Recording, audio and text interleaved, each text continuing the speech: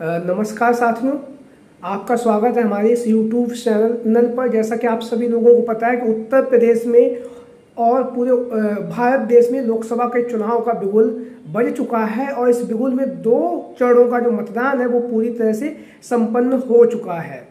अब हम बात करेंगे तीसरे चरण के जो मतदान होना है उसमें को लेकर आज हम अपनी इस वीडियो में बात करेंगे, जहां पर 2 चरणों में जो मतदान हुआ है। पहले चरण में 8 लोकसभा सीटों पर हुआ था और दूसरे चरण में 8 लोकसभा सीटों पर मतदान संपन्न हो चुका है, यानी कि दोनों सीटों पर लगा के 16 सीटों पर उत्तर प्रदेश में मतदान संपन्न हो चुका है। वहीं पर तीसरे चरण में यानी कि अब जो तीसरा चरण है जिसमें 7 मई को मतदान होगा, उसमें 10 लोकसभा सीटों पर मतदान होने जा रहा है। इन 10 लोकसभा सीटों में पहले हम जान लेते हैं कि किन किन लोकसभा सीटों पर मतदान होने जा रहा है। तो संभल, फतेहपुर सीकरी, आगरा, हाथरस और उसके साथ ही साथ मैनपुरी, बदायूं, फिरोजाबाद और फिरोजाबाद के साथ बरेली के साथ एटा आंवला, ये वो 10 लोकसभा सीटें हैं जहां पर तीसरे चरण में उत्तर प्रदेश में मतदान होगा।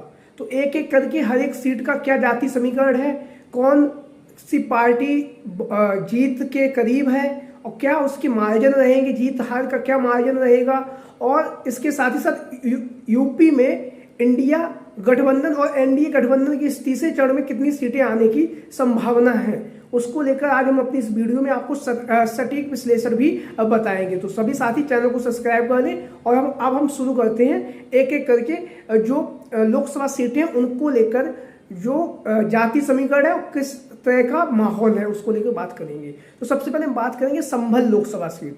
संभल लोकसभा सीट, जैसा कि आप सभी लोगों को पता है, यहाँ से स्वर्गीय शाफिक उल फैज़ रहमान साहब 2019 में सपा बसपा के गठबंधन से यहाँ से प्रत्याशी थे। प्रत्याशी होने के साथ ही साथ वह यहाँ से विजय भी उन्होंने प्राप्त की थी और विजय प्राप्त करने के साथ वो सदन में भी पहुंचे थे।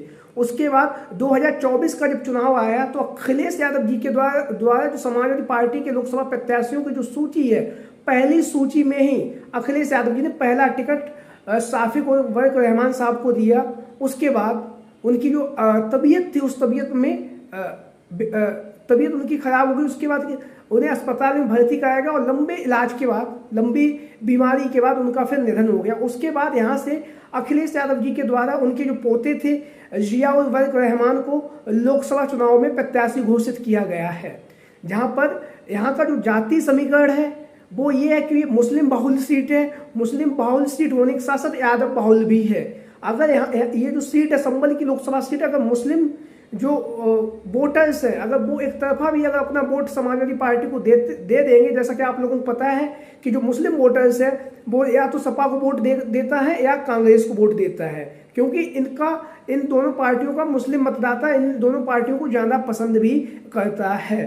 तो ऐसी स्थिति में अभी वर्तमान समय में सपा और कांग्रेस का गठबंधन भी है। तो ऐसी स्थिति में जो मुस्लिम समाज का जो वोट बैंक है वो इंडिया गठबंधन के पक्ष में जाता हुआ दिखाई दे रहा है। और संभल की लोकसभा सीट से अगर मुस्लिम समाज ने एक तरफा वोट दे दिया और यादव समाज ने यहाँ से वोट दे दिया तो ये जो सीट है यहाँ से समाजवादी पार्टी आसानी से यह सीट जीत सकती है। वहीं पर हम बात करेंगे फतेहपुर सीकरी लोकसभा सीट। फतेहपुर सीकरी की जो लोकसभा सीट है वो लगातार चर्चाओं में बनी हुई है, क्योंकि यहाँ से जो भारतीय जनता पार्टी के जो पूर्व में सांसद रह चुके हैं उनका टिकट कटने के बाद वो अब यहाँ से निर्दलीय चुनावी मैदान में उतरे हुए हैं। तो ऐसी स्थिति में वो अगर निर्दलीय चुनावी मैदान में उतरे हैं तो ऐसी स्थिति में जो भारतीय जनता पार्टी के लिए ही वह मुश्किलें पैदा करेंगे जो यहाँ से निर्दलीय प्रत्याशी हैं।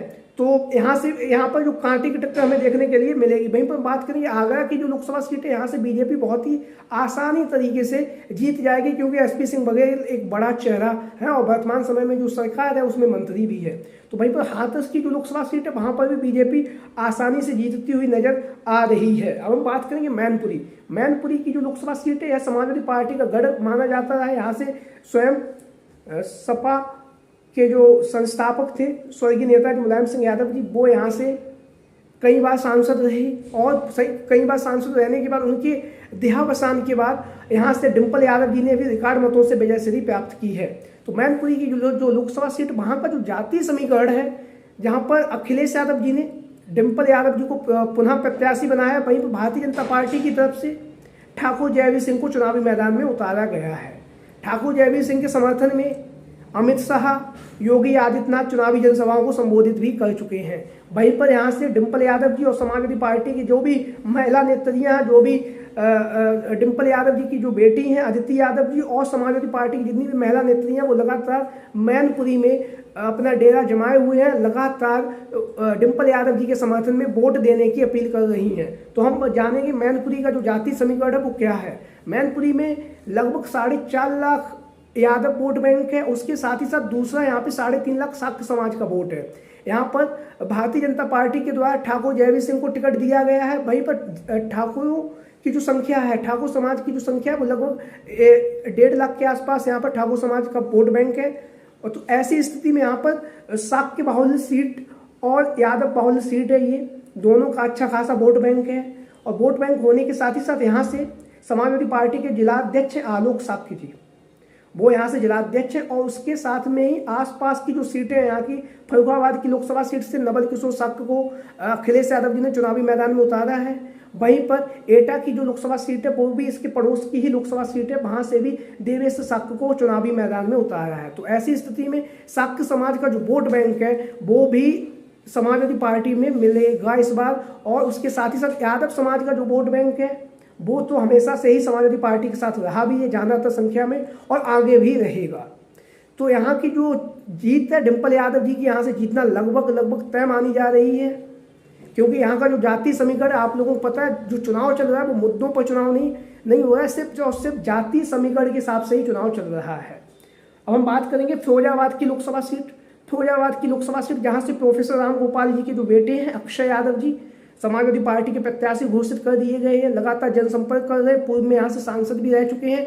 और जो फिरोजाबाद में जब 2019 के चुनाव में जब वह चुनावी मैदान में हारे थे तो उसका सबसे बड़ा कारण थे चाचा शिवपाल सिंह यादव जी, क्योंकि महज 30,000 आसपास के वोटों से ही अक्षय यादव जी चुनावी मैदान में हारे थे।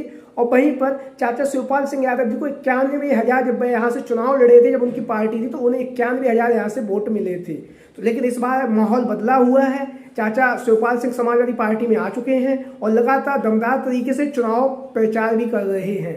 तो जो फिरोजाबाद की लोकसभा सीट है यहाँ से भी समाजवादी पार्टी आसानी से जीतती हुई नजर आ रही है। ये वो सीटें हैं जहाँ पर समाजवादी पार्टी का गढ़ रहा है और हमेशा से ही यहाँ पर समाजवादी पार्टी के जो भी परिवार के सदस्य रहे उन्होंने यहाँ से जीत भी हासिल की है। अब हम बात करेंगे बदायूं लोकसभा सीट। बदायूं की जो लोकसभा सीट जहाँ से धर्मेंद्र यादव को पहले प्रत्याशी बनाया गया, उसके बाद सलीम शेरवानी साहब जो नाराज थे उनकी नाराजगी दूर करने के लिए अखिलेश यादव जी ने शिवपाल सिंह यादव जी को चुनावी मैदान में उतार दिया। लेकिन शिवपाल सिंह यादव जी ने वहाँ से सलीम शेरवानी साहब को मना लिया। उसकी बाद जो बदायूं की लोकसभा सीट है यहाँ से अब वर्तमान समय में आदित्य यादव चुनावी मैदान में है, लगातार जनसंपर्क कर रहे हैं, लोगों के बीच में पहुंच रहे हैं। और यहाँ का जो जाति समीकरण देखें यहाँ पर भी लगभग यादव बाहुल ये सीट है। यादव बाहुल होने के साथ ही साथ अब यहाँ पर जो मुस्लिम समाज है वो भी लगभग एकमुश्त होता जा रहा है, क्योंकि सलीम शेरवानी आ चुके हैं जो यहाँ से कभी पूर्व में सांसद रह भी चुके हैं। सलीम शेरवानी से आने से जो मुस्लिम समाज का जो वोट बैंक है वो भी समाजवादी पार्टी की तरफ जाता हुआ दिखाई दे रहा है। तो जो बदायूं की लोकसभा सीट यहाँ से आदित्य यादव जी चुनावी मैदान जीत सकते हैं। वहीं पर बात करेंगे एटा लोकसभा सीट। एटा की लोकसभा सीट जहां से अखिलेश यादव जी के द्वारा देवेश शाक्य को चुनावी मैदान में उतारा गया है, लगातार जनसंपर्क कर रहे हैं और लगातार लोगों से भी मिल रहे हैं देवेश शाक्य जी। ऐसी स्थिति में एटा की जो लोकसभा सीट है यहाँ से जो समाजवादी पार्टी और इंडिया गठबंधन है वो मजबूत स्थिति में नजर आ रहा है, क्योंकि जनता बहुत ही ज़्यादा परेशान है। युवा, खासकर युवा बहुत परेशान है। जिस तरह से जो पेपर की जो लीक हो रहे हैं वो भी मुद्दे हैं, क्योंकि जिस तरह से युवा वोट भी दे रहा है उसमें आप लोगों को मीडिया के साथियों उससे भी पता किया होगा। बहुत सारे इंटरव्यू में युवक जो पेपर लीक हुए हैं और बेरोजगारी जो मुद्दा है, महंगाई जो मुद्दा, उस पर भी युवा वोट दे रहे हैं इस बार। और उसके साथ ही साथ आंवला की जो लोकसभा सीट है, आंवला की जो लोकसभा सीट है यहाँ से जो मौर्या जी हैं उन्हें यहाँ से टिकट दिया गया है समाजवादी पार्टी के। ये भी यादव मुस्लिम और छोटी छोटी जो जातीय महान दल का भी गठबंधन है। तो ऐसी स्थिति महान दल के यहाँ के जो भी प्रत्याशी रहे हो वो 2, 3, 4, 5 हज़ार वोट पाएंगे, लेकिन जब वो बड़े दल के साथ गठबंधन कर लेते हैं, जब छोटे दल, तो वो 5,000 जो वोट स्वयं पाते हैं, लेकिन जब उनका जो वोट काउंट होता है तो वो 30 से 40 हज़ार में पहुंच जाता है। तो आंवला की लोकसभा सीट से भी समाजवादी पार्टी की स्थिति मजबूत है।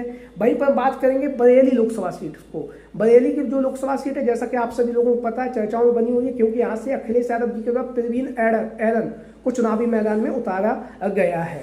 तो ये वो लोकसभा सीटें हैं जहां पर समाजवादी पार्टी, कुछ सीटों पर समाजवादी पार्टी अच्छी स्थिति में नजर आ रही, कुछ सीटों पर भारतीय जनता पार्टी की अपनी जो स्थिति है वो अच्छी नजर आ रही। तो आप लोगों की क्या राय है, सभी साथी कमेंट बॉक्स के माध्यम से अपनी राय दे सकते हैं। ये जो तीसरे चरण में जो मतदान होने वाला है उसको लेकर आपके जो भी विचार है कमेंट बॉक्स के माध्यम से आप लोग अपनी राय दे सकते हैं। कौन सी सीट, कौन सी पार्टी जीतने जा रही है उसको लेकर भी आप लोग अपने विचार रख सकते हैं। अगर आप लोग चैनल पर पहली बार आए तो चैनल को सब्सक्राइब करें, वीडियो को लाइक करें। जय हिंद, जय भारत।